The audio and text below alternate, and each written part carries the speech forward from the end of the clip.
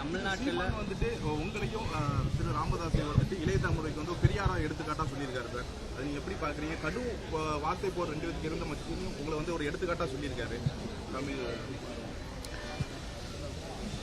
என் மீது அவர் வைத்திருக்கிற அந்த மதிப்பீட்டுக்கு என்னுடைய நெஞ்சார்ந்த நன்றியை அவருக்கு உரித்தாக்குகிறேன்.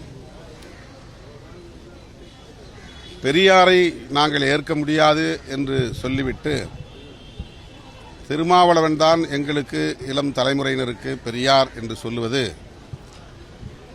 ஒரு அரசியல் அணுகுமுறையாக அல்லது அரசியல் உத்தியாகத்தான் பார்க்க வேண்டியிருக்கிறது. அவர் சாதுரியமாக அல்லது சாமர்த்தியமாக இந்த பிரச்சனையை கையாளுவதாகத்தான் நான் கருதுகிறேன்.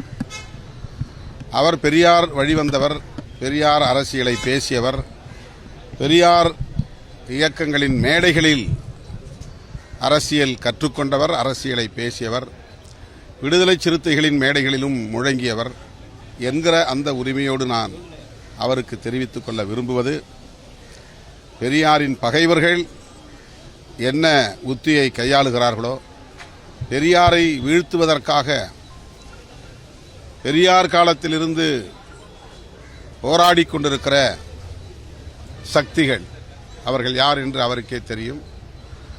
அவர்களின் நோக்கம் நிறைவேறுவதற்கு உங்களின் அரசியல் ஏதுவாக அமைந்துவிடக்கூடாது என்பது மட்டும்தான் எங்களுடைய கவலை. அவருக்கு நான் தெரிவிக்க விரும்புகிற செய்தி அதுதான்.